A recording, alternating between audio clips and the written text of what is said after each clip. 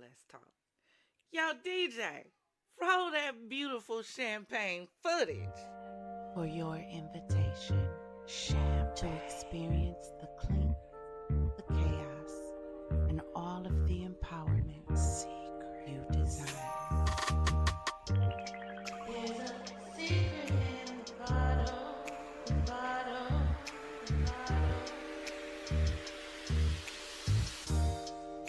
I just can't get a little clink with chaos, you know we got some.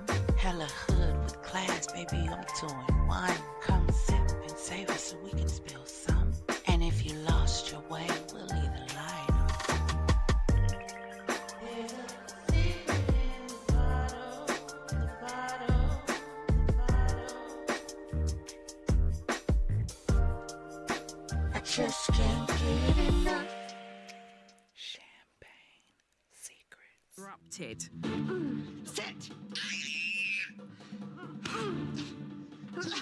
Oh. This has spiraled out of control. This is outrageous. Stop hitting me! Now! Stop it! I'm angry at you. When I get angry, I hit my mom and yell things and throw things. What have you done? I'm trying to make him at least calm down and stay in his room. I try to get him to calm down.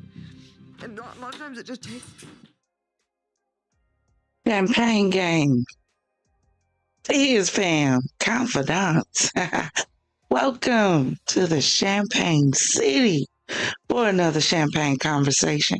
If this is your first time here, hi, I'm the Empress, and you are joining me for grown discussions and bubbly banter. Over here, we give classy with a twist, huh? A little clink with chaos with a side of charm. So if you're ready to sip, savor, and spill, then baby, grab your favorite glass of bubbly. Kick your feet up on one of those Chase lounges over there. Say hi to a few people in the chat. Oh, because we're nice and friendly over here. And let's get ready to get into it.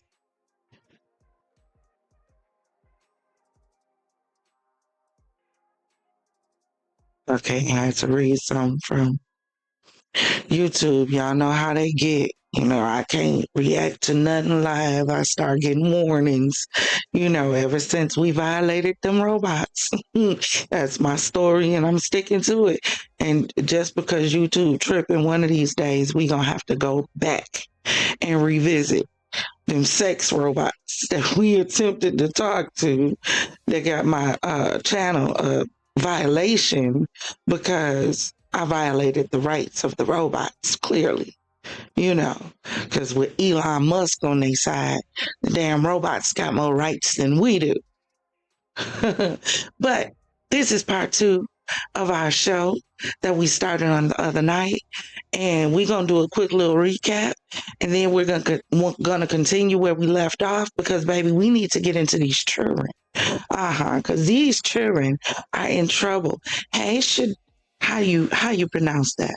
Shadana Freeman Locke. Hey, baby, welcome on in. I see you locked and loaded in the chat. Yes, you are.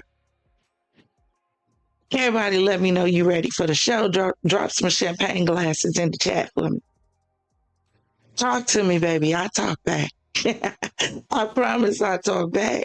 But we going to recap our show from the other day because y'all listen. Oh, before I get there, let me not forget.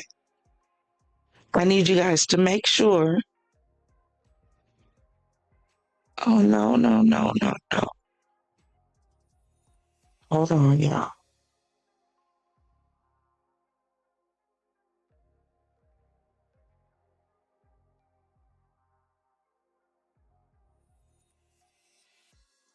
That's real crazy. I told y'all, starts acting stupid.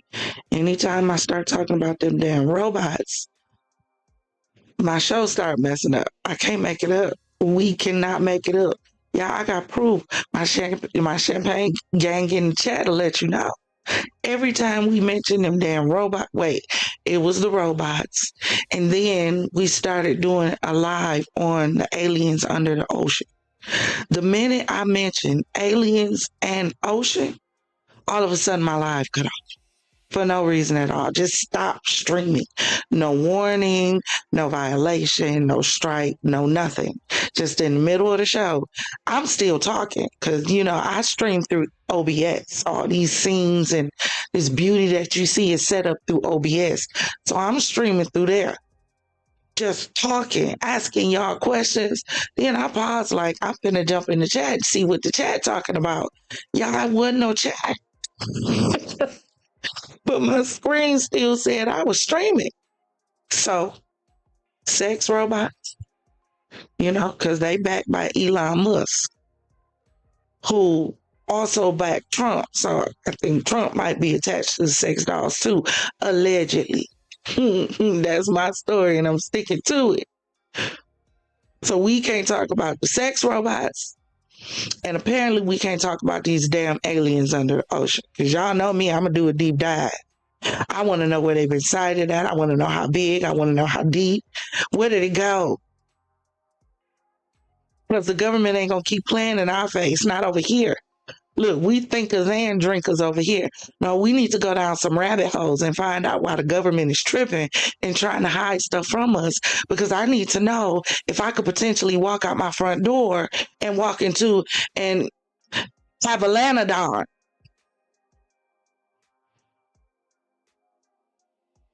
From planet Andromeda. If I could walk out my door and run into damn Aquaman just walking down the damn street. We need to know. Why wouldn't you want to let us know if there's some other occupants in our space that could potentially do us some harm? Why wouldn't you tell us that? That shows you how much our government don't care about us. Don't care about us. But y'all, we gonna revisit some of that just because they want to keep playing. But what I want y'all to do, I had some screenshots. I don't know where they disappeared and went to. But if you go on the Champagne Secrets YouTube channel, on the homepage, you will see a collection of pages, and it's called My VIP Lounge. There is Father Locke, of Father Locke's Horror House. And y'all, I got to slow down when I say horror because of my little accent. It sounds like I'm saying Father Locke Whorehouse. And I don't want y'all to think my brother got a whorehouse over there. So I got to slow down and pronounce, I got to use some enunciation on my words. So it is Father Locke Horror. See, right now.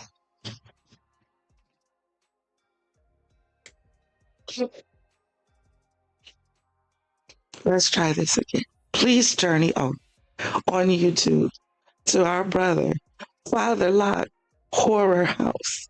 If you are into all things paranormal, scary, spooky, things that go bump in the night, those kind of things go on over there because the stories he have on his channel is phenomenal. I just can't get enough. Real talk. But also while you're at it, also on the homepage, you'll see that we have 2 new channels. So what we're doing is we're trying to test the algorithm a little bit. For those of you who may be new to the Champagne Gang and the FizzFam, what I wanted to create over here, Champagne City, your one-stop shop. Get everything that you need. If you want true crime, if you want funny, if you want social media, if you want some animation, if you even want I have an area called Pizzazz and Pixels that is for my content creators. Father Locke is a producer like myself for content creators. So that's the place we jump in and learn together. So I wanted to create a one-stop shop for everyone. And while my subscribers love the idea, YouTube algorithm does not. So what happens is, because this is a random reaction channel, and I do not have a specific niche because, I'm a Virgo. I get too bored with one thing too fast. One day it could be reacting to true crime. The next day it could be reacting to micronations. We've covered them both. I like giving my channel and my people a balance. Too much of one thing ain't always good for you. So I'm trying to test the algorithm a little bit. So if you go on the homepage, there's a channel called the Hennessy Zone. And I did have a screenshot, but again, I violated them sex robots. So the minute I mentioned them, it disappeared. So go on the channel, subscribe. The Hennessy Zone is going to be where we cover all of our true crime. So it's specifically going to be true crime. It will be some pre-recorded videos because, you know, I like to give you the production value. But it will also be some lives that we do over there discussing some breaking things. Like I'm downloading information and saving information and doing research on this baby Naziah who's missing. So I really want to do a deep dive on that, but I want you to remember it will be on the Hennessy Zone. Champagne Secrets TV, I really want this page right here, my main page, to be more for my productions, right? So that's why you have things like Highly Weird Untold, because it gives that production value. So that's what Champagne Secrets TV is going to be. And then the other page that's over there, Champagne Secrets Reacts, that channel is going to be our reaction. So whether we're reacting to our X-Files Exposed, it's going to be over there. Whether we're reacting to our Instagram slams that we do, it's just going to be a reaction. So we're going to go over there and have a key and all of that. So majority of our lives will start being over there. I want this to be the production value and kind of where we break the shows. So if there's a new story that's really breaking and unfolding, I'm most likely going to do it over here. All right. So do me a favor and go ahead and subscribe. Let's test this algorithm and see what happens when I start separating things out. And another thing that you're going to start seeing is a few marathons. I have over 260 some videos that I accomplished to produce in let's say a year that I've had my channel. So I'm going to start doing marathons on old things so that we can get some likes and views on that too. So we got some plans, y'all, for real. Link up, stay with us, all right? Let us get ready to get into our positivity and affirmation. So do me a favor and take that glass and raise it high in air. You already know what to do while you're greeting your brethren, right? All right, let's go. You are amazing. God allowed you to make it to this moment, this day, this season, this hour for a purpose. Because there is purpose in you. You have a future. You have a destiny. It is time for you to stop holding yourself back. It is time for you to become your own competition. Because who can compete with you besides you? It is time for you to become the best version of yourself possible. So in this moment, we let go of the past, the negativity, anything that's weighing us down and keeping us from taking flight. We let it go and we choose to step forward and walk forward in our power, our regalness, our kingness, and our queenness. In this moment, we choose to be us unapologetically. No surrender. No more being held back. No more being held up. The only thing we choose to compete with in this year is the individual that we were yesterday. Here's to you, Confidante, for you are worth it. Let's toast.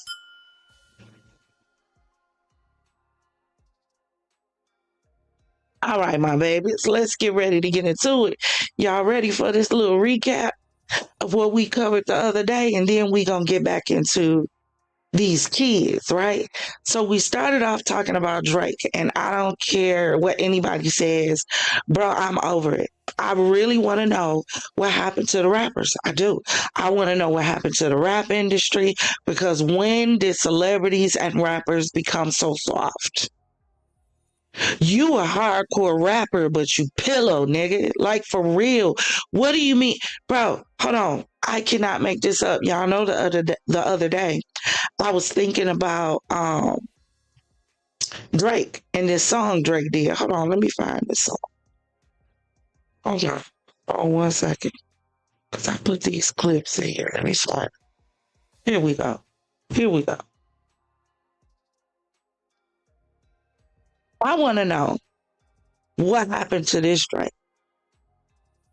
Y'all know the Drake song, We're Going Home? Uh-huh. Where he got a phone call that they had ran up in his house and slid on his girl, took his girl hostage. So he mounted up with the partners, went and got them things, and went to go save his girl. Y'all hear this song? Y'all see this video? One thing I can say is Drake can produce a video. Because these videos be movies. But y'all see this? What happened to this Drake? Where did this Drake at? How we end up with this pillow soft, this charming ass nigga that's running around here? How do we end up with this? You're a hardcore rapper, but you ran to the feds? Bro, for real? We cannot make this stuff up. What is going on? Please help me understand, Drake. That's why I keep saying these Negroes be cosplaying. Cosplaying for real. E40 told us best. They got a mirror in their pocket and they practice looking hard. Face ass. Because how you go from this, acting like you bought that light, to now you right here. Hold on one second. Let me pull this up. Now you right here. You suing UMG for defamation over Kendrick Lamar's song, Not Like Us. Bro, for real? Kendrick hurt your feelings. He made you cry when you got in the car. Is that what happened? You cried when you got in the car. Y'all Negroes supposed to be snitches get switches. That's what I thought it was in 2025. What happened to that? What happened to that? Now snitches get lawsuits. That's what we doing. So now you want to punish people that have an opinion. This is the problem that I have with this cancel culture.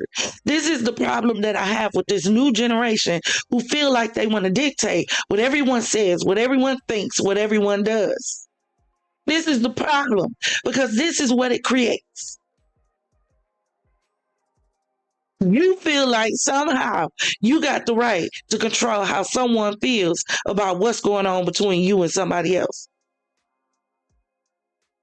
My parents told us if you can't stand the heat, stay the hell out the kitchen.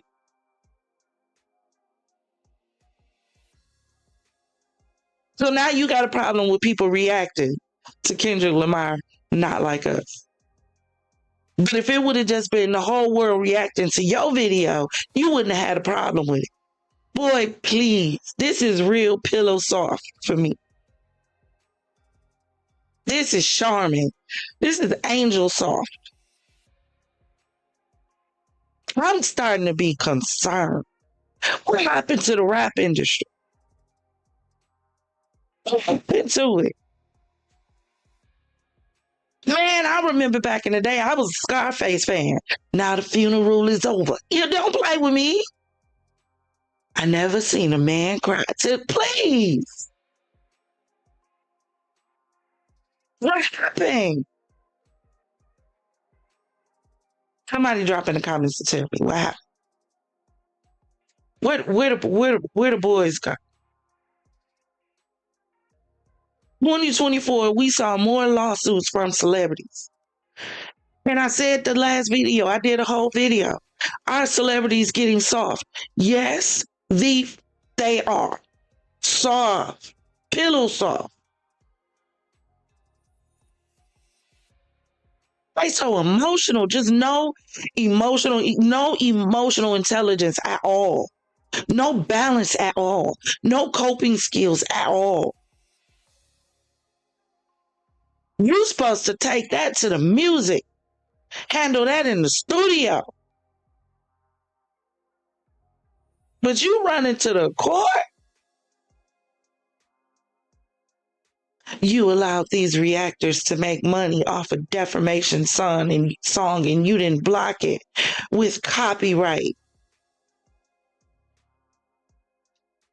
So now you're trying to take away the money of young people that's just making money reacting to music.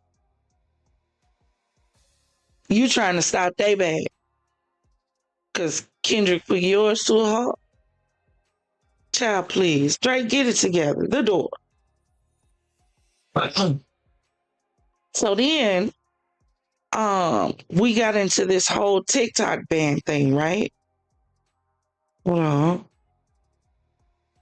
Let me take this off really quick. Huh? That ain't what I wanted. You have to switch our background. Y'all know how we do. So then we got into this whole TikTok ban thing, right?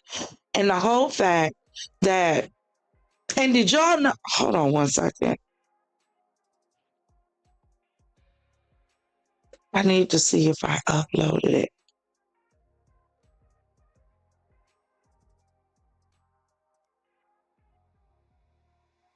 Ready to shut its US operation.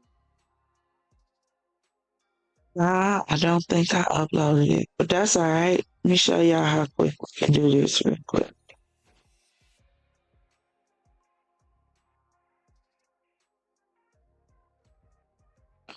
Oh.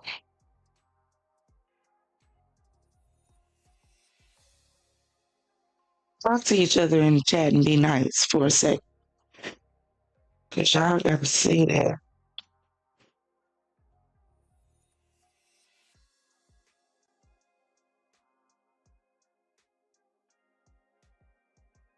Invite some of the new people that's watching into the chat. Let them know y'all friendly and y'all not bullies in there. Let the new people know this is a safe space. You can come engage. You're not like that.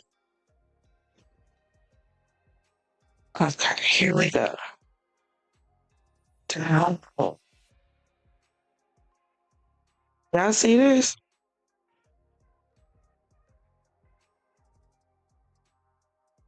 Hold on, let's slide this down. I need y'all to see this. He's talking about TikTok, right? Y'all, why? TikTok ban ain't supposed to be till tomorrow. So why I get ready to go on TikTok? This the message I got. TikTok said, "Mother fuck y'all. We snatching our ish early." TikTok said, "F USA. We snatching our stuff down early." So you mean tell me that y'all didn't even give us a heads up? Y'all didn't even give us like 24-hour notice.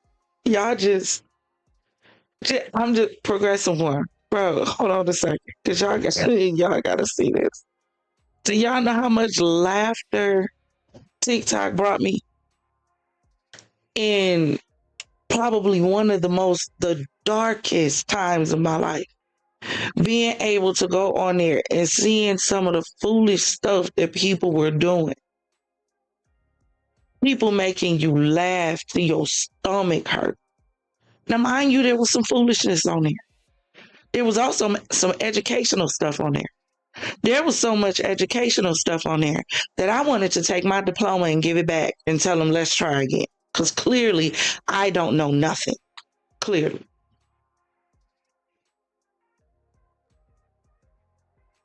So TikTok is officially now unavailable. Right now, it's it. Again, I say, this is what happens when a simple business gets stuck in the middle of a power play between two adolescents who can't get along. And a company that's trying to succeed just like everybody else has to be caught in the middle of two adolescents who cannot sit at the table and come to an agreement. Said what I said. Won't take it back. If we gonna talk about it, let's talk. Screw that up.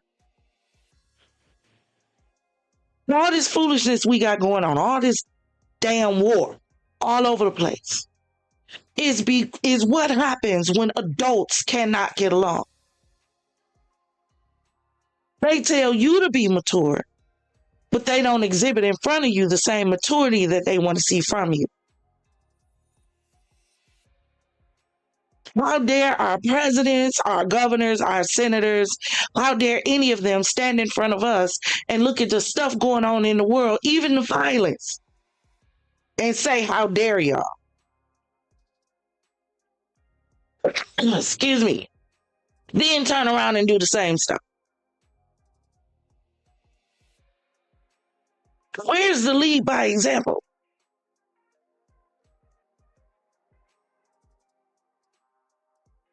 So individuals who have made this their lifestyle are now just, excuse me, getting over a cold, can't stand it. They're just dried up. I get it. Nothing lasts forever. My country initiated this. Your people were the ones making money off of it. Your millennials. Do you know, we can say a lot about the millennials, but do you know what I saw in the millennials? I saw drive. I see hunger. I see fearlessness.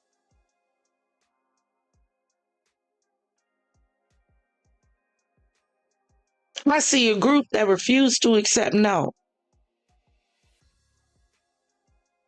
But we forgot to tell them that sometimes you have to.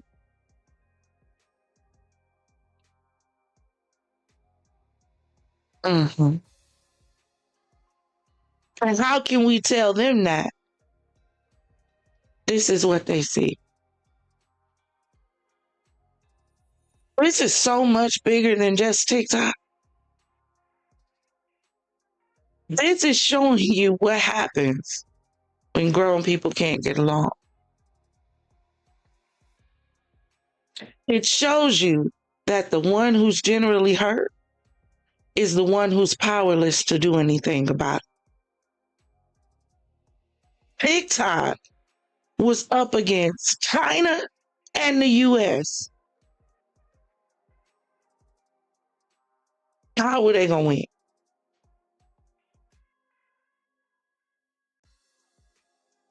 If they chose to drop China,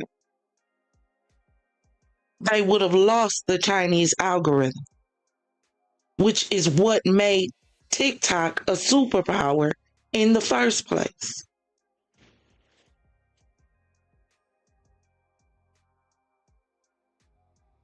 So if they would have went along with what the US said,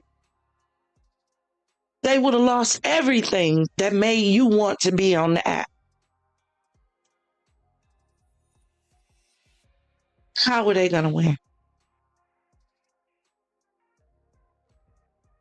Because China said you can go over there, but you can't take our algorithm with you. US said you can stay over there, but you can't take our people with you. With not one bit of thought to the fact that you have thousands of people making money off this app. That is sickening to me.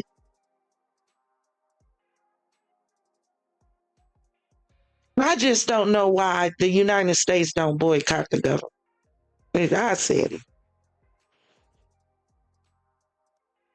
I don't know why. They're constantly making decisions that are not in our best interest. But we supposed to continue to pledge allegiance to the what? To the who? To the why?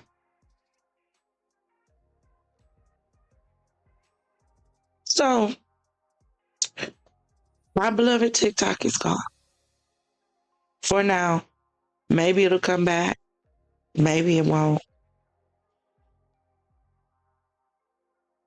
No one wins when the family feuds. No one. There's no win here. What's the win? The United States people's data is secure? What, from TikTok? Or from our own government? Because y'all still have access to it. Y'all take our data every day. What do you mean? Every app you download on your phone is asking for 100 million permissions. What makes that so much different than TikTok? Oh, I know. Because with the Chinese algorithm, China gets a part of that money, gets a part of U.S. money that's coming from the U.S. people. I can't have China profiting off the U.S. people. No, we can't do that. So we got to cut off the source so there's no more profit. Child, please get it together. Our governments are full of nothing but a bunch of overgrown adolescents who don't know how to play fair because they've never been taught to. They think power means fighting. It means war. Do you know how much more power is in your mouth and your ability to communicate? The Bible says life and death are in the power of the tongue. Half of y'all go through what y'all go through now because you don't speak life into yourself. You're so busy speaking toxicity and negativity. You don't speak into your own life. You don't command your morning. You don't cleanse your spirit before you go to sleep.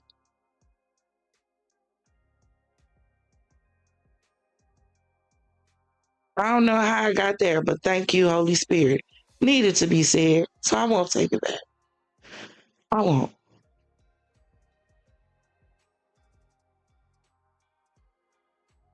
Y'all, we can't make this up. So, y'all tell me how y'all feel about TikTok being gone. Drop in the comments and let me know. So now, let me see. Let's get into these children. These bad children, Lord. Because I don't know about y'all, but this generation, different. This generation is different. But you know, that's because their parents were different. My daughters are 28 and 26. I told my daughters, I said, see, this is what y'all fail to understand about, because I'm 48. So this is what y'all fail to understand about our generation. We came from a generation where our parents were the ultimate say. If your parent told you not to do it, you weren't going to do it simply because mama told you not to. You weren't going to ask if, ands, buts, whys, any and all of it. You weren't going to ask none of that because mama said not to do it. You better not question mama when mama has given you a directive. You can take TikTok off here. Hold on one second. Let me see. Which background do I want?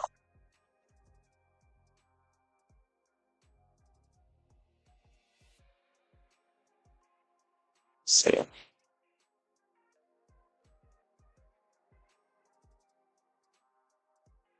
I want the purple background or y'all want the Champagne Secrets background? Which one y'all want?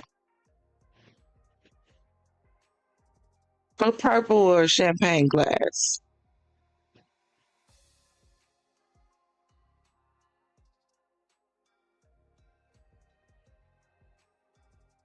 I should have got me some water.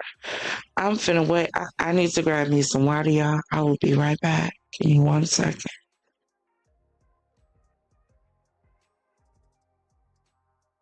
Be right back.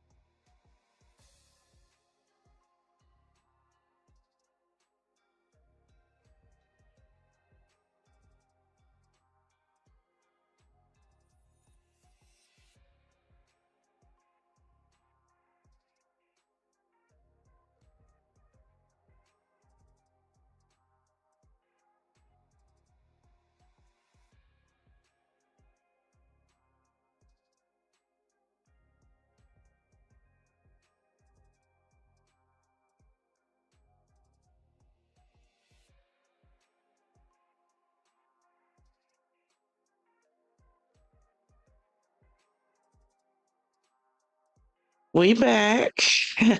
So y'all listen.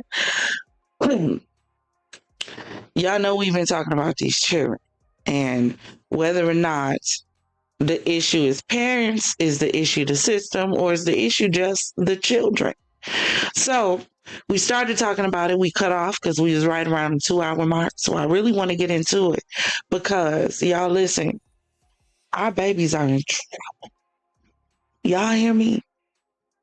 Our babies are in trouble. But a lot of the reason our babies are in trouble because we got some trifling ass parents out here. Y'all, some of y'all parents is soft.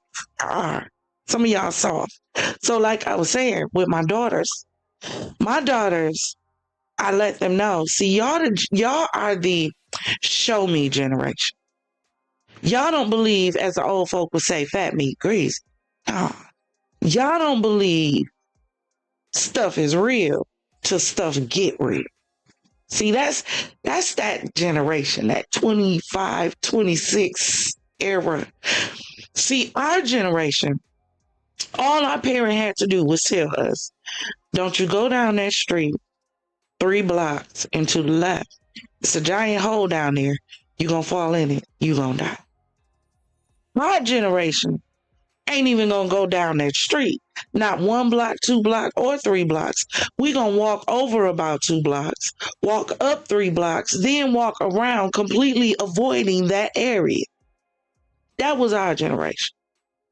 Not this generation. No.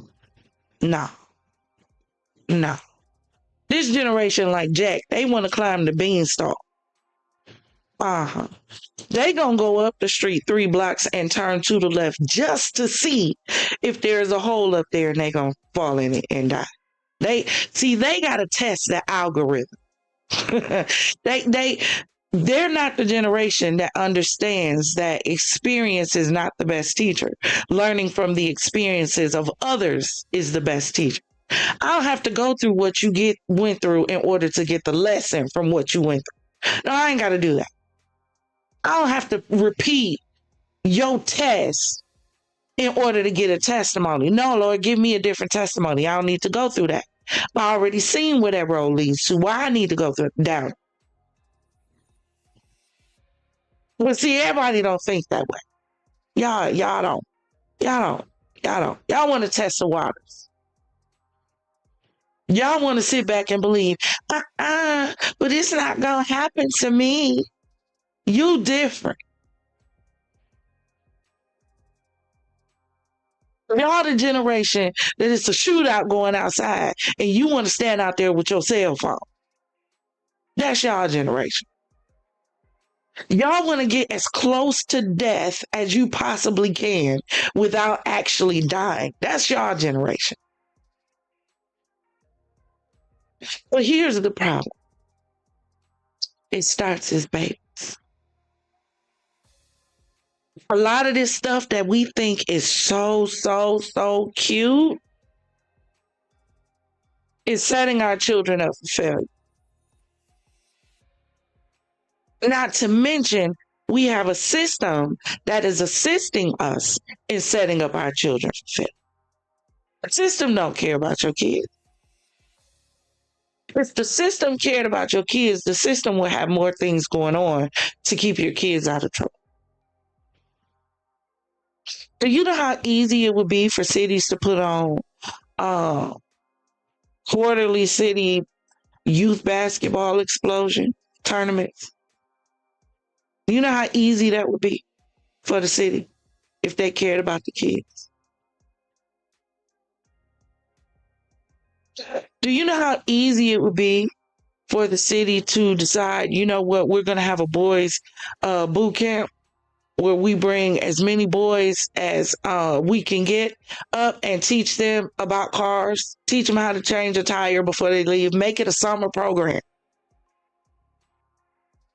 Teach them how to change oil, how to understand air pressure in a tire. Do you know how easy that would be if you had a system that cared about the kids? We have a system that only cares about the kids when the kids are in trouble. And they're already in the system. Then you care about the kids. But see, that's why it's got to start when they're babies. It's got to start when they're young. See, you think that because you got this brand new cute little baby, you want to hug and cuddle and just, oh, my baby, you know, like it's a brand new doll. Not realizing that everything that you do in those first few years of that child's life, you're leaving an impression and you're teaching them something. You're teaching them that they're supposed to be held 24/7.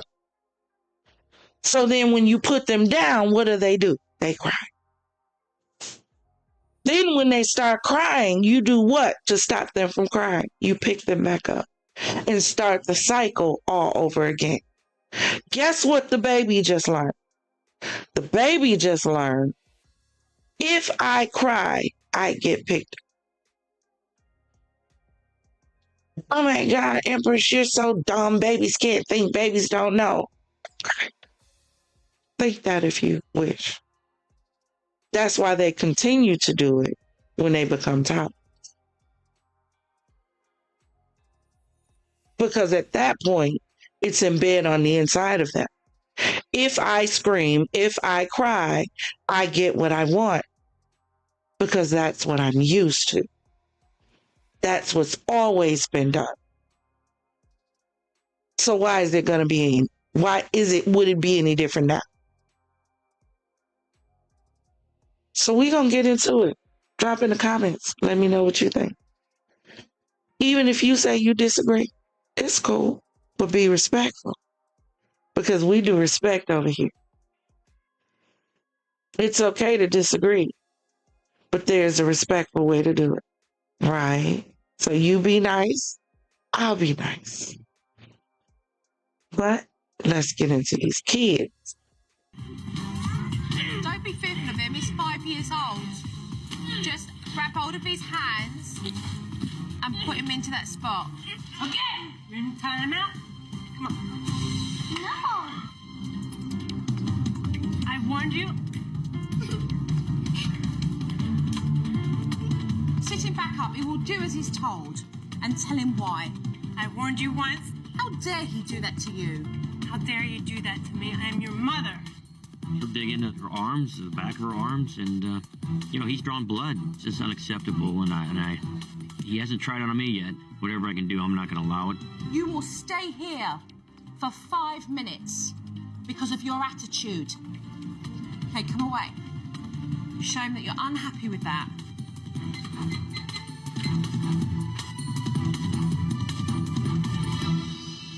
Whilst Zach was sitting on the naughty X, Mum really confided in me with why she does most of the discipline, and I found out it's because Dad is overly aggressive. I'm gonna talk about something that we don't talk about enough. And I don't want to hear any judgment from moms. Because I'm a kind, gentle person.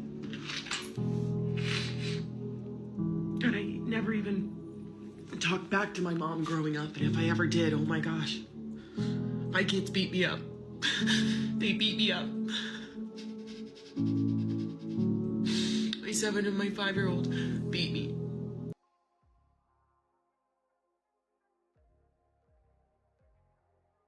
Again, I say 7 and 5 beat you to the point you snotting, sniffling, and crying all over this enter of the nap for the world to see, because you're being jumped by the munchkins from Oz, and you don't know what else to do. We went into this more in the last video.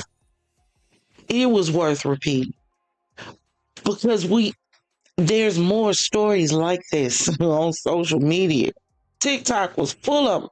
Y'all, wait a minute, I just thought about it. Can't get my X-Files story times no more from TikTok. I don't like it at all. I don't like it. Now I'm gonna have to go to Instagram. Y'all, I don't really mess with Instagram like that. I mean, I got a channel on there, but I don't even really mess with Instagram like that. I like my YouTube platform better, but I guess I'm gonna have to find my stories over there, y'all. Lord. But back to this heifer on this screen doing all this snotting and crying because you getting rock bottom and DDT'd and stone cold stunner by your 5 and 7-year-old. Please. This is what happens when y'all think it's cute to let your kids walk up on you and swing on you. Then they get older and they continue that cycle. Some of y'all kids bigger than y'all. And y'all don't establish respect in the beginning. That don't mean be abusive. That's not what we're talking about. We're talking about respect. There's no way your child should be walking up to you, I don't care how old they are, and punching you in the face, punching you in the stomach. And you walk, it's so cute. Because they become adults that punch you in the stomach and in the face. Because it's a lot of those stories too. When did we become soft as parents? I know when it was. Because we thought our parents were being too hard on us. So we said when we had children, we weren't going to do any of the things that our parents did to us. We're not going to whoop our children. We're not going to spank and discipline our children.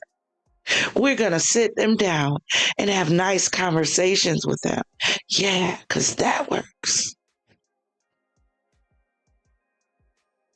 Now y'all raising Jeffrey Dahmers and baby Chuckies and bride of Chuckies, children of the damn corn. Parents running around scared of their kids. How you scared of something that barely come to your waist?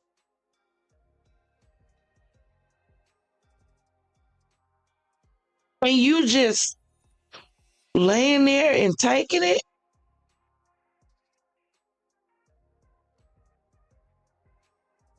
So you letting two little Mighty Morphin Power Munchkins Ray Charles you.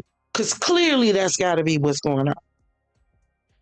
But this is exactly how I felt when I found out them women was getting their ass whooped by that blind man. So this is what you allowing to happen. Child, y'all. Okay. There's nothing wrong with a belt. It's not. Problem is, some of y'all go too far.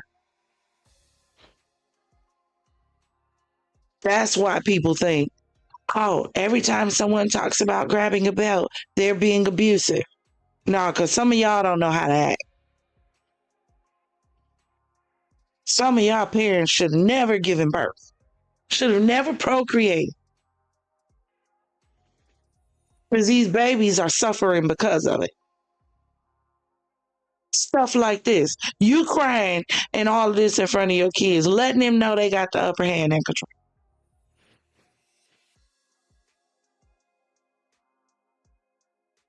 I'd be and grab one of them kids by their ankles, flip. Okay, let me keep going.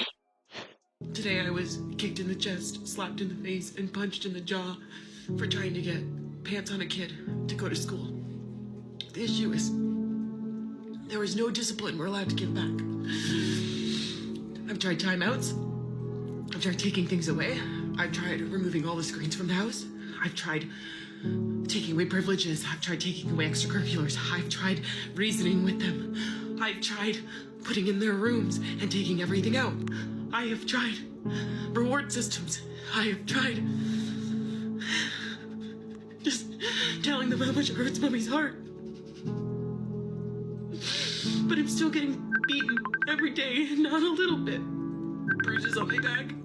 punches in the face, slapped across the face, kicked in the mouth, head-butted, bit.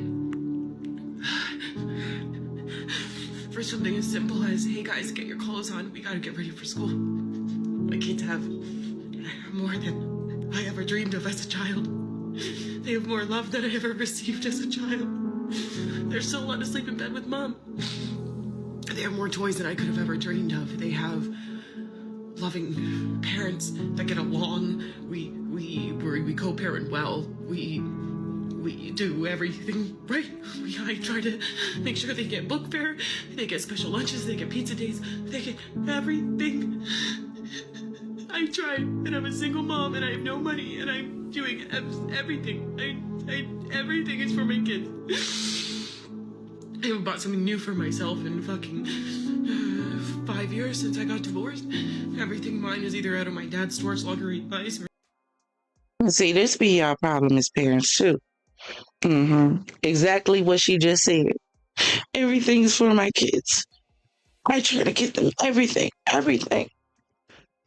the hell you trying to get kids everything that's beating you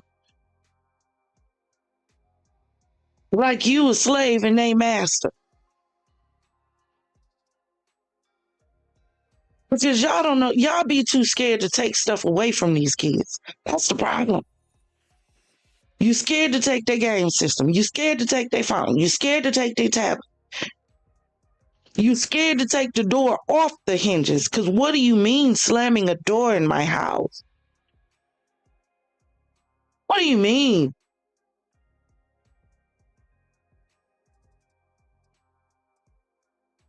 What do you mean?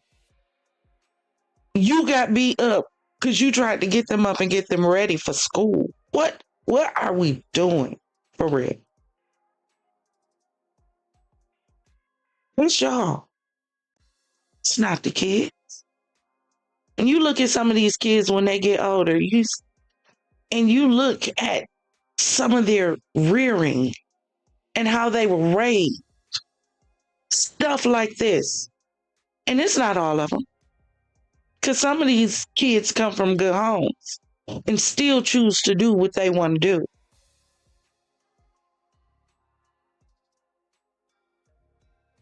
And where's daddy while you getting your ass whooped 5, 5, and 7 years?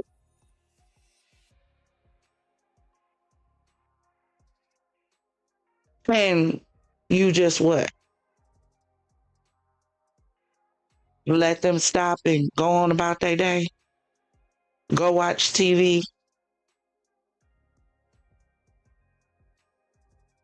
No consequence, no discipline, no punishment, no nothing. Just, okay, no problem. And we don't think our children are in trouble. I don't even have to see her children to know she's the reason her children are in trouble. We gonna get into it. Let's go. Thrift stores if I'm lucky.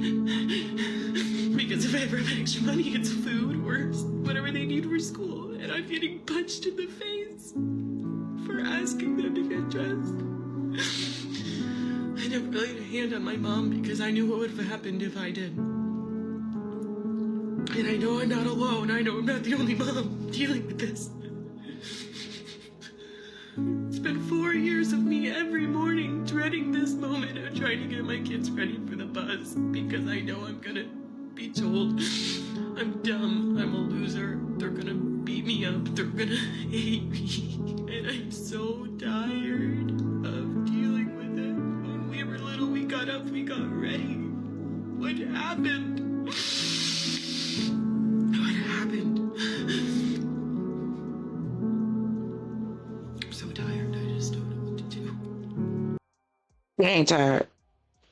There's a story, right? There's a story of a man with a dog. And every day, the dog would sit on the porch. Y'all excuse my light going in and out. I gotta get me a ring light. Please, don't do too much. But every day, the dog would sit on the porch and just moan and cry and moan and cry. So one day, the neighbor walked past and said, "What's wrong with the dog?" So the dog's owner looked at the man and said, well, he's laying on a nail. The neighbor asked, well, why don't he just move? The man said, well, I guess he ain't tired of it yet. See, when you get tired of something, you'll do something different. Medea said, all you have to do is lose your mind one time. Do that mean flip out on your kids? No. But at some point, the roles got reversed. Your kids became the authoritarian. Is that how the word goes? Yeah, I'm a little medicated right now. So, I don't know where it goes. Authoritarian. I think that's it.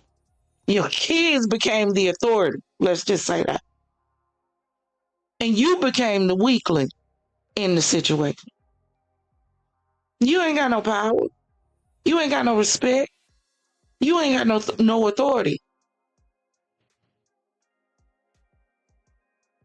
You know how many times kids have told parents, I can't stay in this house. I can't wait till I'm ground so I can move out this house.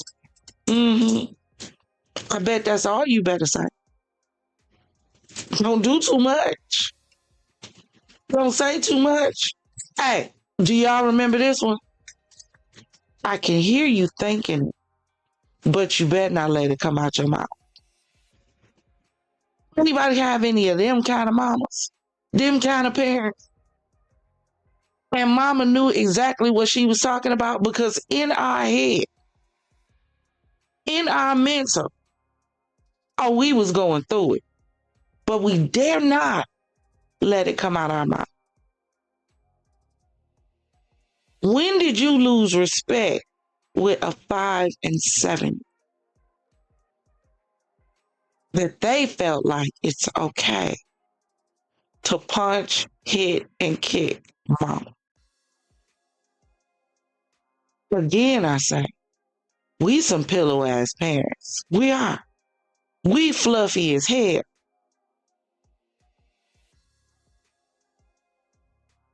We let these kids get away with whatever they want to get away with no consequence. Our little princesses, our little kings and queens, who can do no wrong, knowing damn well little Timmy is a damn terrorist. A damn Tasmanian devil tearing up everything in his way. Y'all better start being honest and getting these kids some help. Sitting down having a conversation about the anger and the rage that's going on inside of them, because it could only take a level of rage and anger for your children to look at you one day and decide they're going to swing and keep swinging and swing together. So you got jumped by your children and all you did was cry. Child, please. I could bring some champagne gang up on the panel.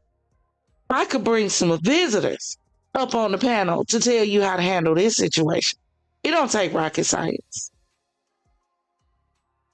All it takes is just a little bit of WTA. That's it. Put the fear of God in them one time. And we're not talking about abuse. And if your mind goes to abuse immediately, then you're the problem, not me. We're talking about solutions.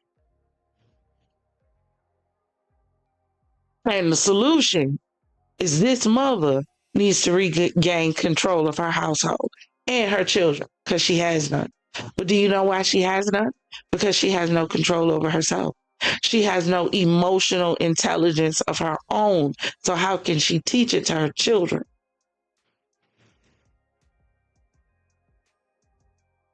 Let's continue. And whatever suggestion you give me, I've tried it. I've tried it. I know I don't do the other thing because, one, that's awful, and two, you're not allowed to do anything like that. I don't condone it. But I don't know how to get my kids to stop punching me in the face and beating me. So if you have any suggestions, here crying on my bathroom floor, wondering why my kids hate me. Because that's how I feel. I'm gonna talk about You eat every day, bro. What's wrong with you? Let's tell you, bro. My mom put food in the house too.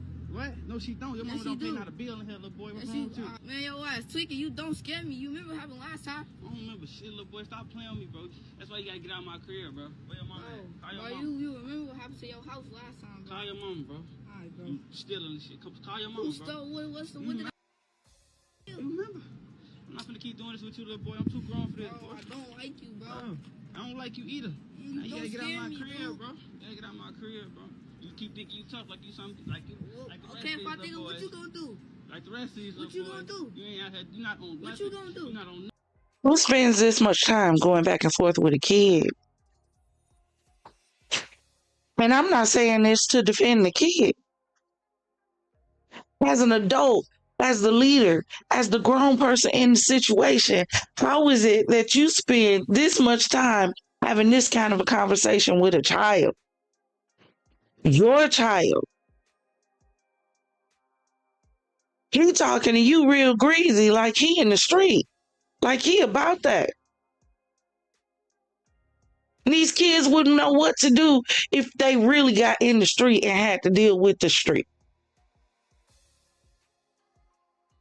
But they all think they so hard, so tough. Do you know why?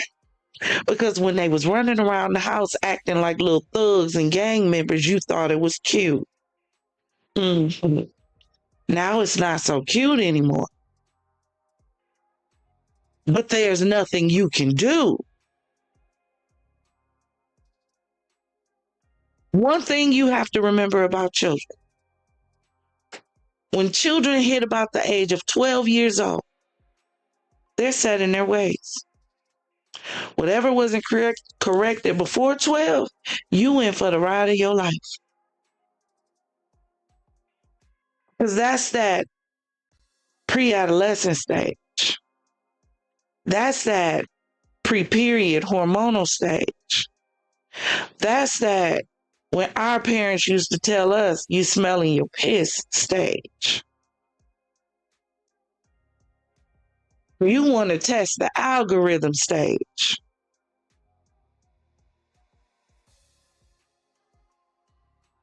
So anything that you need to guide them into correcting needs to happen before 12 because it becomes harder after 12. Because now you're dealing with a whole bunch of other influences that's going on in their bodies that's competing with the common sense that you're trying to give them. But no, we think too much is cute. We think it's cute when they 2 and 3 years old and they twerking and throwing their butt. Then we have an attitude when they turn 15, 16, 18 and become a stripper or OnlyFans model. Instagram model showing all their butt. You think it's a problem, but you didn't stop it when you thought it was cute. Why isn't it cute now? It's the same dance.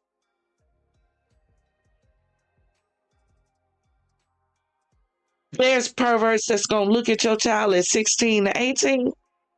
There's perverts that's going to look at your children at 1, 2, and 3 as well.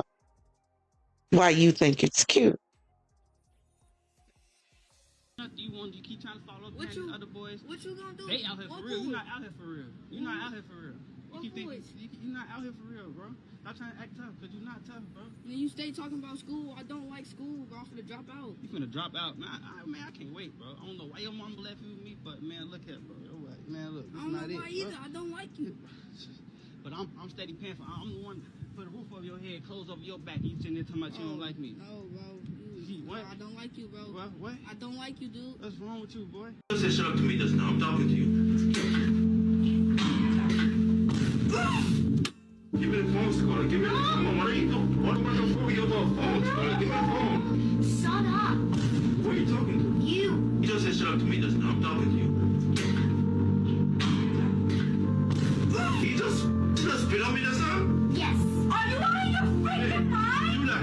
You do that. I'm gonna hurt her. Do that, this bitch. face. You should have spit in my face. You're freaking grounded for the whole summer, kid. What are you doing? Grab Papa. Grab the baby. I'm gonna do a hug. I got it. She spit in my face, not You yours. should not be dealing with a kid on the anger. She just spit in my face, You right? need to calm down. You can't tell my little. She spit in my face, not When yours. you're done calming Grab down, your son.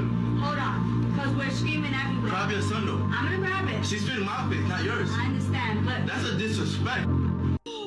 Oh my goodness. I got a charge for $850 on my credit card. Was that you? What do you mean, yeah, sorry? Look at all this. What were you thinking? Mom, you should have never left your credit card on the counter. And I'm for this. Give me that credit card. Why did you spend $850 at Fashion Nova? Because you're always giving me Goodwill clothes and it doesn't look demure. Get off your phone. You're only 7 years old. You shouldn't even be having a phone.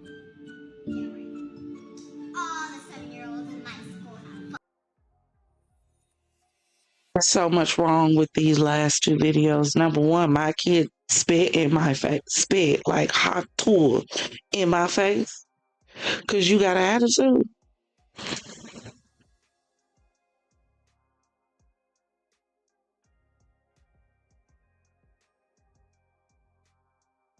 In who world? I wish they would. I would spit like close encounter spit too. Like wasn't spitting across the room with the potentiality that it wouldn't hit me. Spit in his face. And sat there like she was bad. Baby, please. Please. They would have thought mama was demon possessed in that house. Promise can't make it up. What are y'all and all the mama said was, don't deal with her while you angry. How about telling her don't spit because you're angry? How about dealing with the child, not the parent? See, this is one of the things that y'all do, and it's so irritating to me. It is. Y'all correct adults in front of kids. Do you know why that's a problem? Because what it teaches a person, what it teaches a child, is I don't have to respect you because my mama don't. I don't have to listen to what you say because my mama just corrected you, even when she knew I was wrong. These kids be knowing when they're wrong. Please don't stop and think that they don't. But you got to teach them about being wrong. You got to teach them about accountability and responsibility and respect. But no, we don't do that. We don't do that. Not with this generation. We just want them to get to the bag. You know, so they can buy us the house we never had. So they can buy us the car we've always wanted. So we don't care if these some of the most disrespectful motherfuckers walk in the face of the planet. We don't care. Long as they get into the bag. It's cool. You let them cuss you out. Long as they get into the bag. We done seen it too much. They do it every day on reality TV. I don't care what show you watching. Cussing their mama clean. Oh. Mama keep running back. Why? Because they get into the bag. Ain't that what happened with Carlissa and Blueface? He told his mama, you're not my type of girl.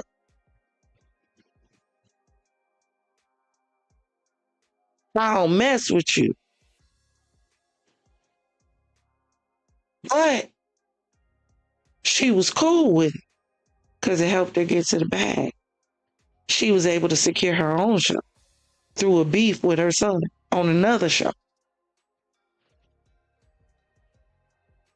Y'all, we some messed up parents. But we dealing with an even more messed up system. Didn't doesn't need an 80-inch TV. I cannot believe you had them deliver that to my house. Okay, Dan. Amelia, we had a talk. You said you were done using my card. I don't know why you're smiling. You cannot continue to do this kind of stuff. No, you can't. $2,500. Amelia, stop it. You stop it. Amelia, stop it. It's not funny. Shut up. Amelia, stop it. Stop it! Spoiled Kids Who Got Exposed on Camera Part 3. I swear, if I ever act like this, my ass is grass. You start bawling your eyes when I put my foot in the door. I didn't even choke you. No, I didn't. Okay. Let me go to my neighbor's house. No. Yes. No. Yes. No. Posting this on Facebook. I am fucking care. I'm showing it to Mom. I am fucking care. I am fucking care. Go in your room now. No. Stop screaming. Go in your room now. You go in your room. You go in your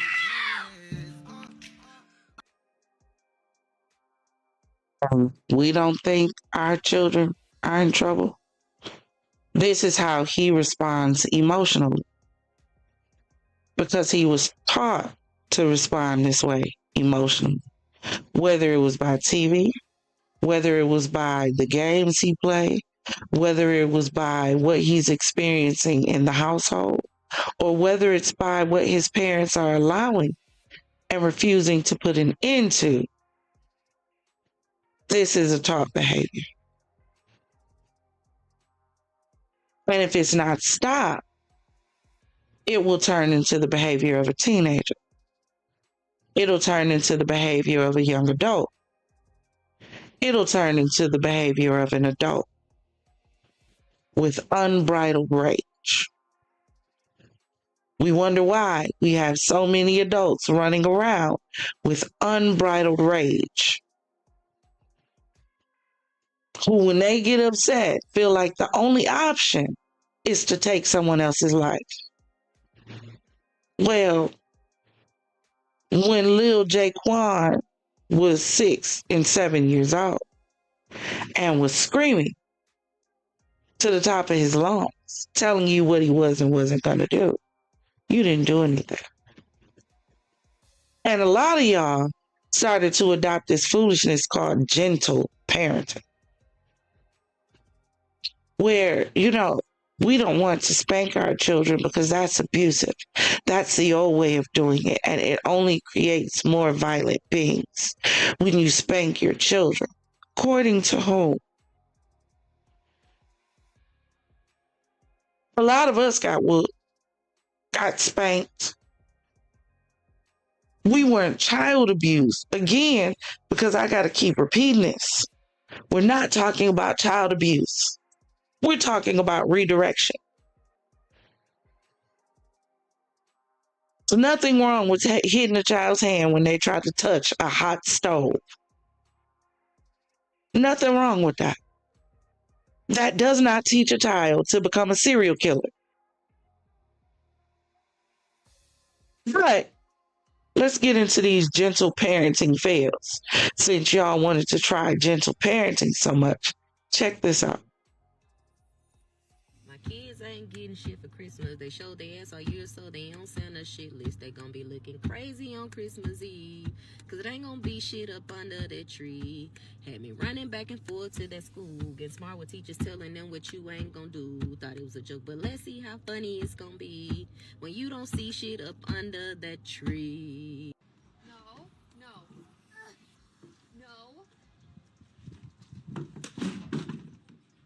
Please get out the cabinet. Get your motherfucking ass out the cabinet! Put the purse back, honey. Now throw it in there and see what happens. Put the purse back now. That's not a good choice. Theo, make a good choice, please. Theo, get out. Theodore, get out of the bucket! Put it back. Leave it alone. Kaden, leave it alone! Get out of the fridge. Come on. Yes. Come on. Get the fuck out of the freezer! Put the purse back, honey. Now threaten her and see what happens. Put the purse back now! Can you please stop hitting me like that? Thank you. Stop!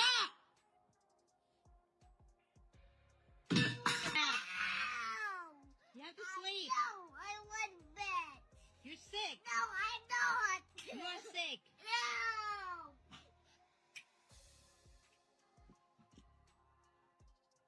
Lay down, be quiet.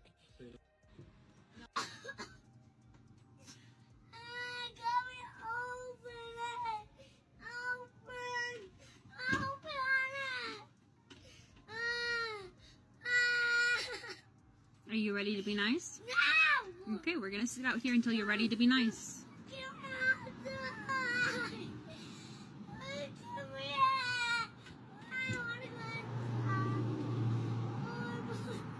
Hands are not for hitting.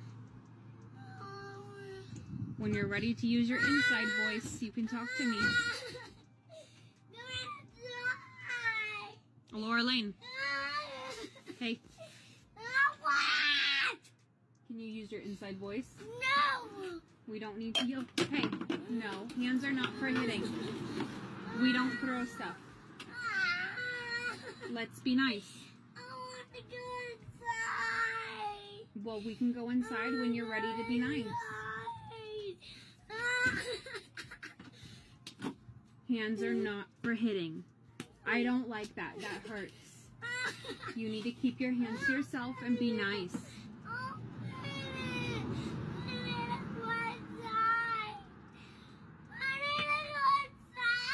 No, we are in timeout until you're ready to be nice. Are you ready to be nice? No. Okay, well then we're going to stay out here until you're ready. A Reddit post has gone viral after a passenger shared why they refused to switch seats with a child having a meltdown. The passenger says they were sitting in their window seat when a family boarded. The child had an aisle seat and began crying upon realizing she didn't have a window view. The parents pleaded with the passenger to trade seats, saying it was the only way to calm their daughter, but the passenger stood firm and refused, saying they paid extra for their window seat to ensure they had a view. It's a tough one. I think I probably would have done it, Gassia, but if you pay for that, I've had children of my own. I'd rather have the peace. Okay, but you're asking these other people that have nothing to do with you you're telling them, well, in order for my child to stop, you have to switch seats with them. That doesn't make any sense. That's one part of this convo that I can't get over. I'm like, oh, the only way to calm my child is for you to not only like, inconvenience yourself. But you paid. Well, here's the thing. So if it were my crying child, I would say, sir, how much did you pay for this? Oh, $100? Let me vent, like at least start with the money. Maybe that softens. But here's the deal. If you say, oh, I've got it back, whatever, the end of the conversation is there. But you also put your child in the seat that they were in. Yeah. Like that's your responsibility, you know. I get it. Yeah, you have to start with the let me at least pay for what you paid to. Maybe if you're desperate, yeah. First word out of your mouth should be, let me Venmo. Should be paid. Yeah. Boy, over here, straight. But the first word out of your mouth should be to your child to tell your child to chill the hell out, sit down, and shut the fuck up. Maybe those should be I'm sorry. That wasn't very demure of me. It wasn't very cutesy or mindful. Maybe the first words out of your mouth to your child should be to sit down and enjoy the flight that you pay for in the seat they already occupy. And if they cannot sit down, then we can have a different discussion. Was that better? Was that more demure? Was that more mindful of the child's feelings in the matter? Because, that seems to be all that it's about nowadays, how the kids feel. It's no longer it takes a village. You remember those days when the community helped to raise your children because we understood that you can't do it by yourself, no matter how much of a superman, superwoman you think you are. There's things you don't know because parenting does not come with a manual. When you couldn't act a fool in public because the public would get you together. Now, guess what they say? Don't say nothing to my child. You can't tell my child nothing. You can't tell my child what to do. Somebody needs to. You ain't. You ain't trying to. You'll let them crash and burn. And then get in the obituary talking about they were a good kid. Because you care more about the image than making sure your children are set up for success. You're right. Ooh, oh, that really hurt. That kind of seemed personal and intentional, but anyway, here you are. Is that your little one, is it? Yeah, he's just having fun. Having fun. I'm not. Probably wouldn't do that again, right, you little shit. Why is he that colour? Whoa, okay. Just hang over there. Racism, not cool. Me and you could get into a bit of a biff, alright? Is he learning that from you? No, he's just a kid. He's full of questions. Full of questions, yeah, I'm sure he is. I'm full of questions too. Why the fuck would you say that? Alright, let's right in the nuts. Righto. This is a public park. A child grabbing an adult's genitals, not cool. People could start talking, okay? So, let's not do that. Righto, sweetie, let's get out of here. We'll leave these racists to it, okay? Cool. You fucking dickhead. Fucking do that again, I'll break your nose. Righto, sweetie, come on, let's go. Voice, DJ. But I'm not even... What? DJ. I'm sorry. See, that's that gentle parenting shit. That's that gentle What you mean, gentle parenting? You would have gave me the alphabet whooping. Do you know what that is? Did I tell yo? That's what you used to do. You don't do that no more. Times are different now. But I still ain't no gentle parent. Don't call me no gentle parent. I've never been an advocate for gentle parenting because that shit don't work. It doesn't work. It's different methods to how I parent you guys because each of you guys are different, but I'm not no gentle parent. Do you know what I got back in the day when I was acting a fool in Target? I think I used to get the twist and pinch. Do you know what that is? When your mama don't say no words, nigga, she just grab you like this. That means your ass getting pinched. If you make any peep, nigga, it's gonna be a problem. Okay. But what did it do for you guys now? Yeah, it helped, right? Yeah, it sure did. Exactly. You know why I did that? Right. I did that shit so the system wouldn't have to do it. I did it so that you guys could turn out exactly how you are now. Responsible, respectful. You ain't in jail. You ain't out here gangbanging. You're respectful young men. That's why you got the pinch and twist. That's why I had to whoop your ass from time to time. But just because my style is different don't mean I still won't get on DJ ass. Who's a gentle parent now? Your brother, Damo. Damo, you a gentle parent. You better get out that shit. Get in timeout. Get in the corner. Let's see how long that shit Man, when the last time you slapped Victoria? I ain't never seen her get nothing but gentle parenting. You just got embarrassed the other day in Walmart over a Woody. See? In the store yelling. You was about to be on the shade room. My kids beat me up. They beat me up. My 7 and my 5-year-old beat me. Today I was kicked in the chest, slapped in the face, and punched in the jaw for trying to get pants on a kid to go to school. The issue is there was no discipline we're allowed to give back. Really? I've tried timeouts. I've tried taking things away. I've tried removing all the screens from the house. I've tried taking away privileges. I've tried taking away extracurriculars. I've tried reasoning with them. I've tried putting in their rooms and taking everything out. I have tried reward systems. I have tried just telling them how much it hurts Mommy's heart. But I'm still getting beaten every day, not a little bit. Bruises on my back, punches in the face, slapped across the face, kicked in the mouth, head butted.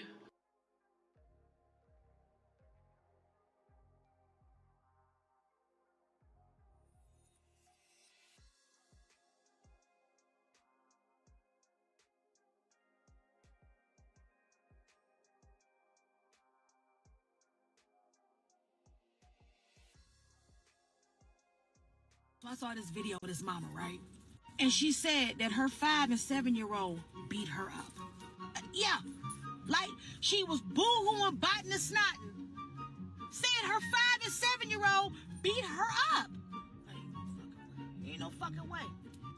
Like, I'm a mother too. Like, how the fuck does this shit happen? Like, let's be for real. Like, this is the hardest job you ever gonna have. And you wanna let your employees run over you. You letting your employees call the fucking shots. 2 words that don't go together. Gentle and fucking parenting. I'm not saying that you gotta Ike Turner whoop your kid's ass. No, don't do that. But it ain't no way your kid's gonna be whooping yours. Not me. Your shit gonna be behind the washing machine fucking with me. You ever put your hands on me? Like at first, I thought she was talking about teenagers, but to me, that shit don't matter. I wish you would. I wish the fuck you would. Oh, my 5-year-old kicked me in the chest. Oh yeah? Oh, you a tough guy. Oh, fuck, please. If a puppy snap at his mama, she gonna show him who the fuck is boss. Gonna get bopped in the fucking nose. Y'all out here begging, pleading, and compromising with somebody who can't even wipe their ass all the way. Oh, hey, yeah, that nice shit, yeah, they ain't gonna get you nowhere. Oh, and these little kids that you letting whoop your ass now, yeah, they gonna whoop your ass when they get older too. They just gonna hit harder, okay? And they really not gonna give a fuck then. Listen, you might whoop my ass in Candyland. You might whoop my ass in the video game. But you ain't whoop my ass in real life. Fuck you. Ain't no way no 5 or 7-year-old gonna square up with me and win. Kick rocks.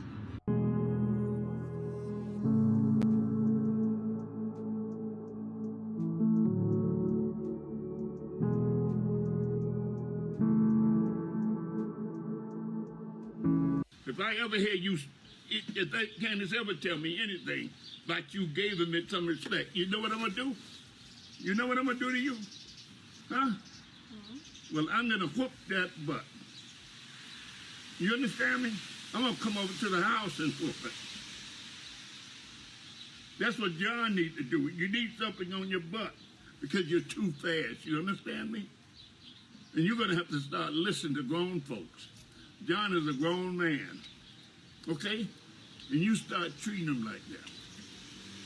He's more of a daddy to you than your daddy is. You understand that?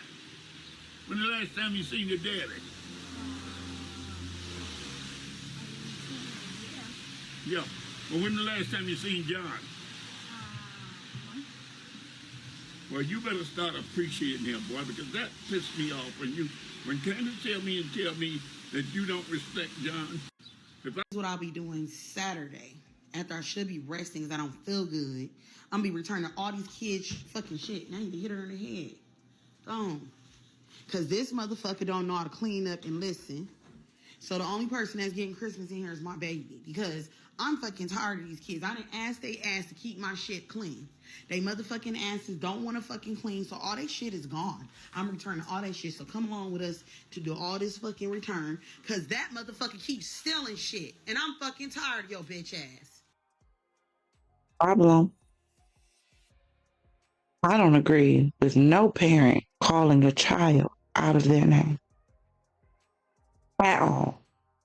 I don't understand how, as a parent, you fix your mouth to call your child out of their name. We're not talking about these grown ones that done got grown and start smelling themselves, as the old folk would say, and think they can challenge you and stand up to you. We're talking about babies like the one on the screen that she just fixed her mouth to say with your itch ass too. This is why I say some of y'all parents are part of the problem. Because if this is the level of communication that your children are receiving with you from you every time you get upset, it is a problem. You wonder why your kids are acting out in school. You wonder why kids are thinking about taking out their parents and actually doing it. We gonna get into that too. You cannot communicate with your children like this. This ain't a part of parenting.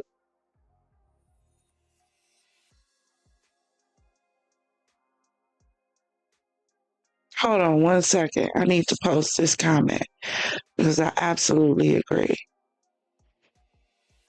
Hold on 1 second, y'all.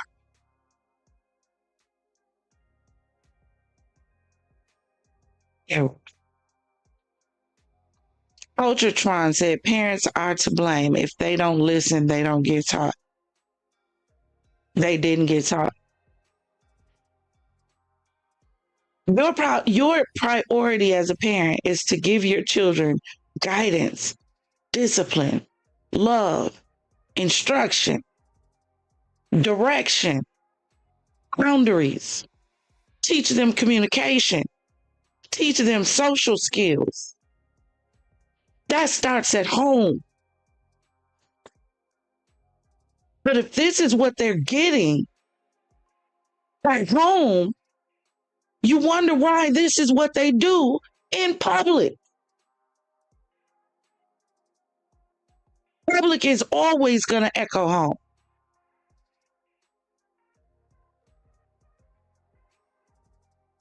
If you in a grocery store and you see your child acting an ass at the grocery store, guess where else he show out at?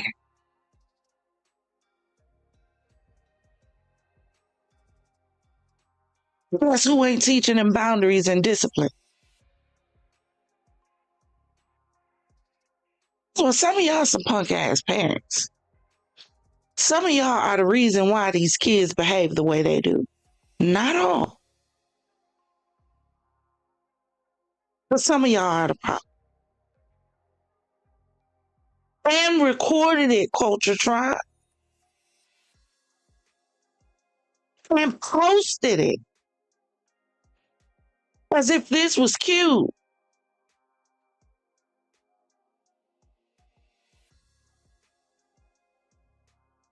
And we don't think our kids are in trouble. I'm going to keep saying it. This is the environment they're in. I can't stand for an individual to be talking to a child and the first thing you do is scream and yell. So now what you're teaching them is fear, not respect. There's a difference. When a child respects you, you can discipline them, even if that means spanking them. And in the next 5 minutes, they're going to be running right to your arms because they know you did it from a place of love, even though in the midst of it, it caused them pain or hurt or discomfort. Kids know. Look how this baby balled up looking at her. How many times has this child had to be confronted with her mother borderline calling her a bitch? With your bitch ass is what she said to her child, her daughter.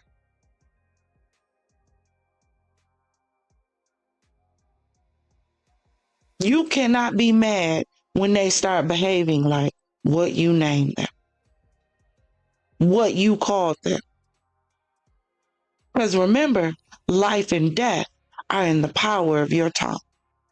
You have the ability to speak life over your children. You also have the ability to speak death. What do you think this communication is teaching this child? That this is how you talk when you're angry. Remember, at these ages, they're sponges. They absorb. They're going to soak everything in. And you can't control when it comes back out. Everything you do in their lives is planting a seed. From the way you talk, to the way you dress, to the way you act, to the way you behave. That's why I have such a problem with the way the girls behave on Zeus Network. Because majority of them are mothers. What are you teaching your children by that behavior? I don't know, maybe that it's okay.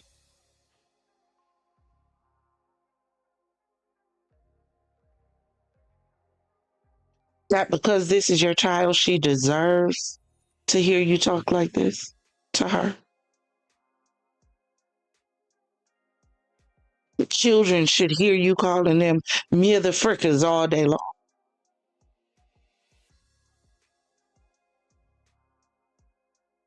Because you're not the authority in your home. Does that mean every now and then you might not have to yell? No, that's not what that means. Some of these kids will test your gangster. That's not what I'm talking about. And again, I say, the simple fact that statements like that would be made lets me know how ill prepared you are for this conversation.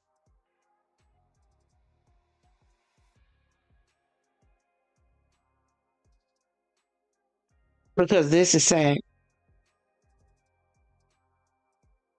I don't agree with it.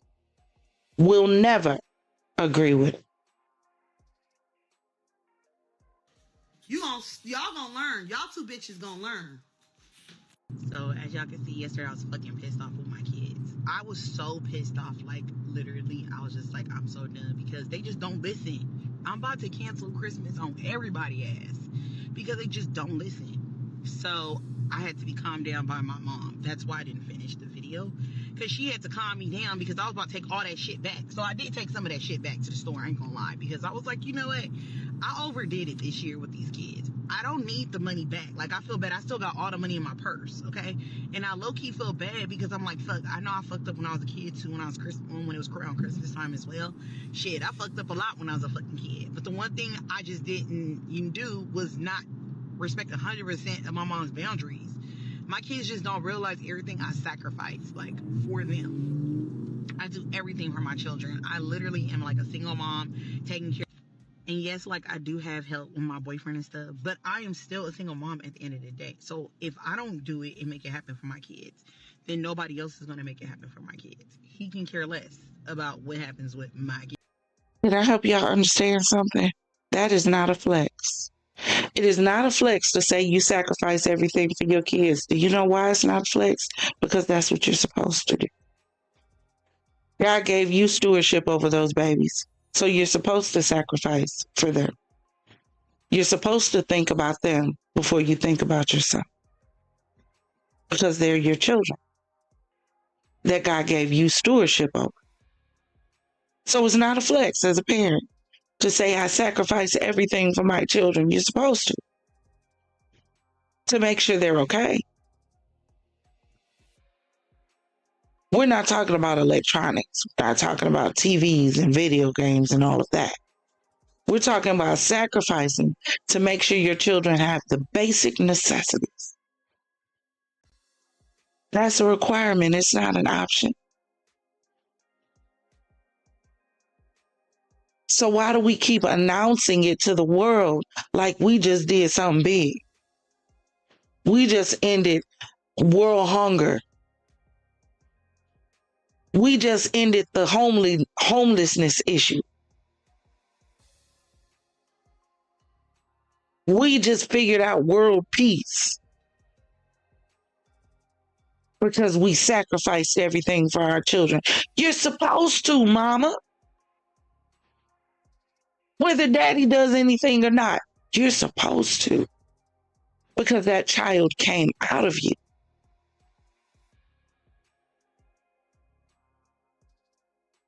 You pushed that baby out.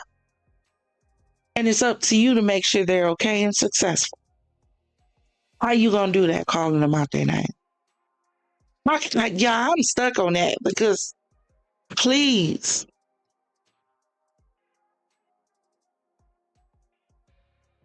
Why does a kid deserve to be called a bitch?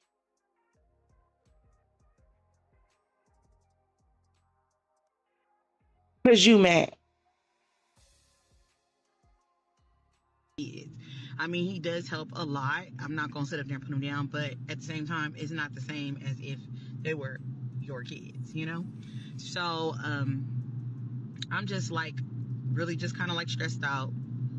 And as you can see, my face is breaking out. My period's trying to start. I don't feel good a little bit still. I had to still go out and do a little bit of errands and stuff. I'm on my way going home to cook dinner. So I'm trying to prepare my mind mentally to cook dinner because I have not been wanting to cook dinner, but I am so tired of eating out, eating random shit just to eat shit, and I cannot eat chicken one more time. So I will be making steak and salmon, vegetables, and rice for dinner. And I think we have potato salad. And I will be putting a side of potato salad with it.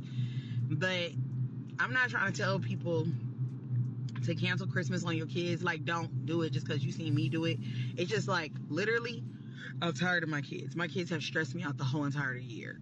If it's not my daughter, it's my son. If it ain't my son, it's my daughter. My son has run away from home 2 times already for no apparent reasons. Just because he got No apparent reason. Maybe because you calling them bitches and motherfuckers all day long. Maybe that's why your son ran away and keeps running away. We stop to think about that. I don't know. Could we be the problem? Could you be the issue of why your kid running away? Are they tired of mama not showing them love and affection and attention? Is they tired of parents who think that the way you show love to a child is to buy them things? Could that be it? Y'all tell me in the comments. What? Why on earth would her children run away? No. Y'all watched the video. I just played it. Y'all heard it. But if somebody called her a bitch, she'd be ready to go 30 in the street with her. 60, maybe even 90. But you don't know why your child has been running away from home. the game taken away one time, and the second time he didn't even have a reason. He just ran away from home. Like, literally, when the cops found him, they was like, why did you run away from home? He was like, I don't really know. They was like, did your mom do something to you? He was like, no. I was like, oh my God. My daughter, she has given me every heartbreak that you possibly can imagine being her mother, because she just don't have boundaries, you know? So what I did today is I left that fucking house, and as you can see, there ain't no motherfucking kids in that damn car, and I went and did me today. I went and did my ass today. I'm gonna go ahead and go back home now. Damn, the roses is bomb. Shit, that nigga bought some white, beautiful roses. What kind of niggas in? I gotta scoot up and see what kind of nigga we got working over there. They probably about to go to her mama house because there's a lady in there. Hello. I'm telling you, I swear to God, if me and my dude ever break up, I'm not dating no more black men too.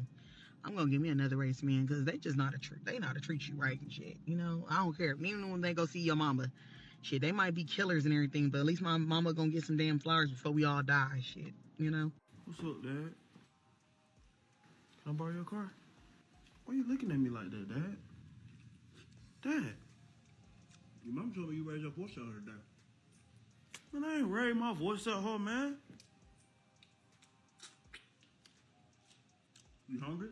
I'm setting up this plate, y'all. Hungry. It looked like some brown stew chicken. You give me your food? Like, for real? Yeah. Eat up. What's the catch, Dad? Why you giving me your food? Oh, because it's your last meal. Huh? No, in this house? Not in this house. On this earth. That's crazy. You think you can talk to your mama like that? Huh? You think you can talk to your mom like that, boy? I don't care how strong you is, boy. I will break you down. I can't breathe.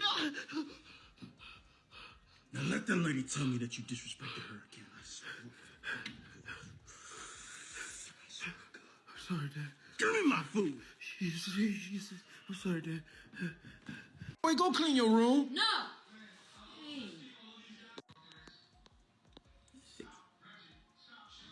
You all right, man? Oh, there he is. Yeah, get up. There you go. Get up, shake it off. Shake it off. Pick your teeth up. And next time I tell you to clean your room, you're going to go clean your room, right? My kids ain't getting shit for Christmas. They showed their ass all year, so they on Santa's shit list. They gonna be looking crazy on Christmas Eve, cause it ain't gonna be shit up under that tree. Had me running back and forth to that school, getting smart with teachers telling them what you ain't gonna do. Thought it was a joke, but let's see how funny it's gonna be when you don't see shit up under that tree. You know why so many of these kids are so freaking entitled? Because so many parents just give, and expect nothing. They give all the freaking time and do not require anything. That is why your children feel so entitled. They don't have to do anything but fucking exist, and you just give. That is why they feel so entitled. See, children are like sponges. They absorb everything, especially at a very young age.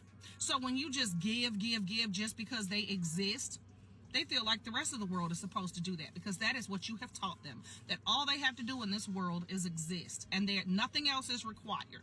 I will continue to give as long as you exist.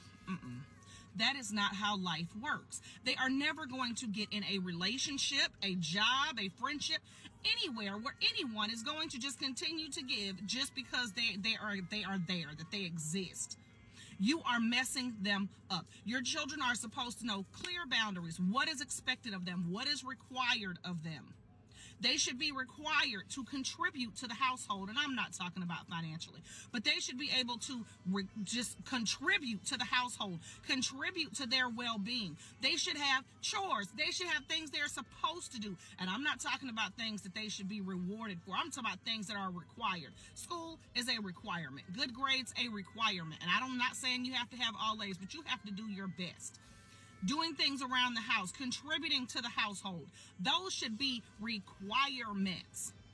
And when they want extra, they should have to do extra. Because see, if you want ABC, then you're going to have to do XYZ. You're going to have to meet in the middle. I'm not just giving just to give. And that is not because I want you to just have to work, but you will work. The rest of your life, you will have to work to do anything you want to do. So it is my job to train you to do that. And I don't care if it's you owning your own business, whatever it is, working for someone, whatever it is going to require work on your part.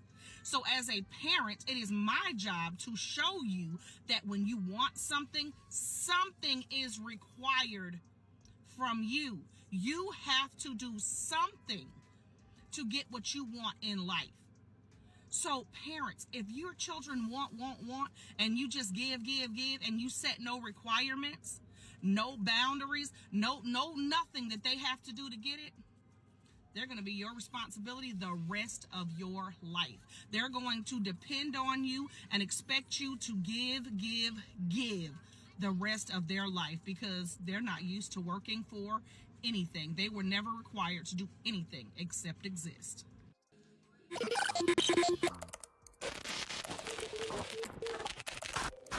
Hold on, y'all. We ain't going out yet. Thank you. That wasn't supposed to play yet. But y'all, we're going to pause it right there. Guess we going to have to continue to part 3, because we got to get to this segment that we're going to do at the end of this that deals with kids who kill. Because I am starting to see in my searches for some of my stories that more and more of these children are choosing violence. Some of the most heinous violence that you can think of is what these children are choosing. So we're going to get into that at the end of this. I have a special treat for you guys tonight, but first, I want you to make sure that you go on over to our newest channel, Champagne Secrets Reacts.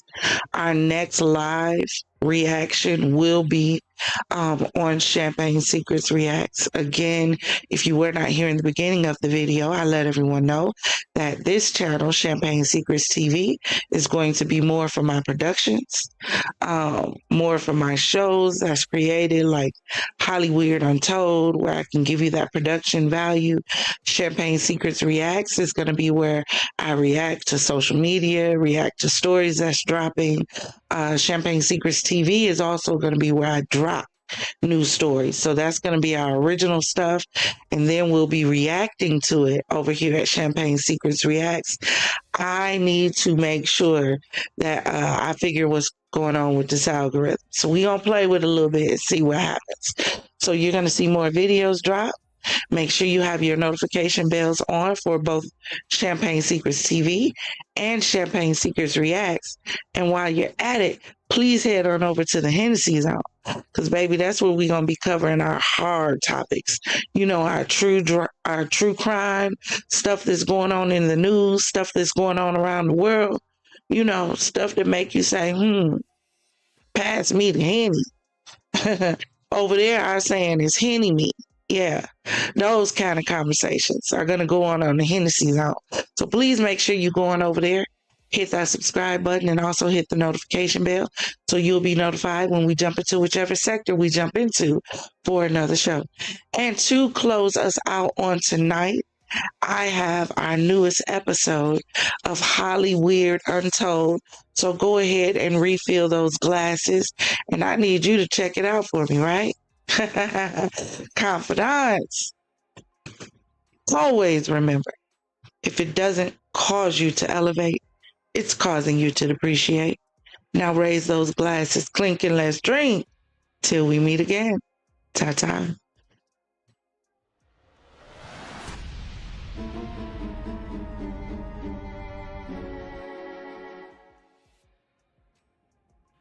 I can't afford a taxi. Get a job. Arnold, that's the whole idea in the first place. Willis needs a job. You get the picture? I'm unemployed. Then why don't you collect unemployment insurance? Arnold, to collect unemployment, you gotta not be working at what you're working at before you stop working.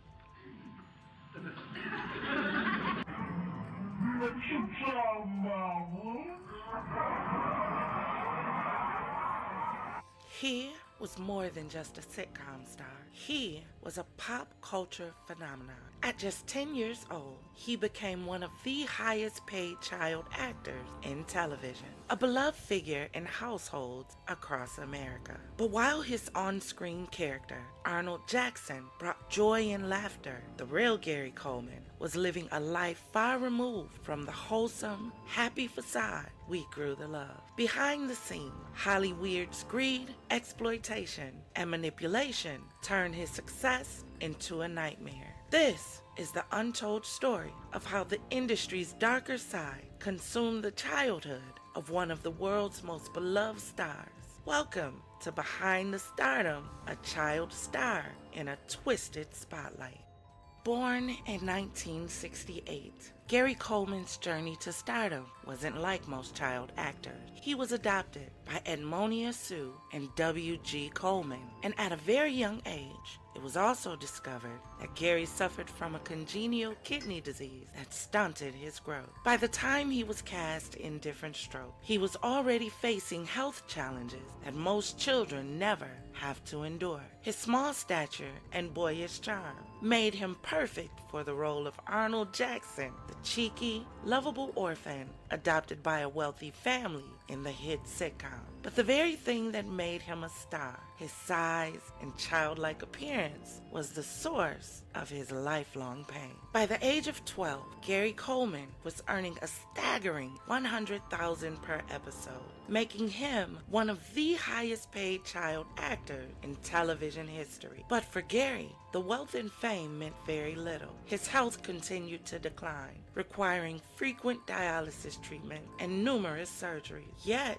the relentless demands of an entertainment industry left him little time to rest or to heal. The studio kept pushing, and Gary, despite his fragile condition, was expected to perform. Behind the scenes, his life was a far cry from the carefree boy he portrayed on screen. For most child stars, fame often comes with promise of a secure future. But for Gary Coleman, fame opened the door to exploitation. His adoptive parents became his managers, controlling not only his career, but his finances. As Gary worked tirelessly, his earnings accumulated in trust funds that he had little access to. And while the money poured in, it wasn't going to the person actually responsible for his success. In 1989, Gary learned the shocking truth. His parents, along with his financial advisors, had squandered much of his fortune. The $18 million he had earned as a child star had been mismanaged, leaving him with only a fraction of the wealth he had worked so hard to accumulate. In 1993, he sued his parents and advisors for $3.8 million, accusing them of financial abuse and betrayal. He won the case, but the emotional damage was irreparable. The people who were supposed to protect him had taken advantage of his vulnerability, leaving him financially and emotionally devastated. Gary Coleman's life had become a tragic contradiction. He had been one of the most recognizable faces in the world. Yet behind the scenes, he was powerless to protect his own future. As Gary grew older, his health problems persisted. His kidney disease required multiple transplants and constant medical care. And his small stature continued to impact his roles in Hollywood. Typecast as the forever child star, Gary struggled to find meaningful work as he transitioned into adulthood. Hollywood no longer had a place for him, and he was quickly forgotten by the industry that had once celebrated him. Without steady acting work, Gary took on a series of low-paying jobs to make ends meet. He famously worked as a security guard, a far cry from the stardom he had known as a child. Meanwhile, his personal life became tabloid fodder. Every misstep, every moment of frustration was plastered across headlines, further exploiting a man who had already endured so much. Gary's frustration with the media and the constant attention led to highly publicized altercations. In 1988, he was arrested for punching a fan who was demanding his autograph. His anger was palpable. After years of being treated as a commodity, Gary had grown weary of the spotlight, but it seemed like he could never fully escape it. His public outbursts only reinforced the image of a fallen star, a tragic reminder of Hollywood's dark side. In his final years, Gary Coleman's life was marked by physical, financial, and emotional struggles. His health continued to deteriorate, with frequent hospitalization due to the complication from his kidney condition. By this time, Gary had faced bankruptcy, lost his childhood fortune, and fought multiple legal battles just to survive. Gary's personal life was equally troubled. His marriage to Shannon Price, whom he met while working on a film set, became another source of heartache. Their relationship was volatile and often made headlines for all the wrong reasons. In 2010, tragedy struck once again. After a domestic dispute, Gary suffered a fall that led to a fatal brain hemorrhage. He died shortly after, at just 42 years old. The circumstances of his death were clouded by controversy, with many questioning whether he received proper care in his final moments. Gary Coleman's story is a heartbreaking reminder of how Hollywood chews up and spits out its stars, especially those who are most vulnerable. A boy who brought joy to millions was ultimately left broken by the very system that made him a household name. He was exploited, betrayed, and forgotten by an industry that profits from innocence but offers little protection for the people who give their lives to it. In the end, Gary Coleman's life is a cautionary tale about the high price of fame and how even those with the brightest smiles can be left to fade in the darkest corners of Hollywood. The story of Gary Coleman is one of triumph and tragedy, of a boy who was once the face of laughter, but whose life was filled with tears. Join us in this new miniseries as we peel back the layers of Tinseltown's brightest stars and expose the hidden costs of their fame. From exploitation to manipulation, we uncover the untold truths of what really happened behind the cameras. Remember, Hollywood is a stage where reality often wears a mask, because in the land of dreams, the truth can be a nightmare. I can't afford a taxi.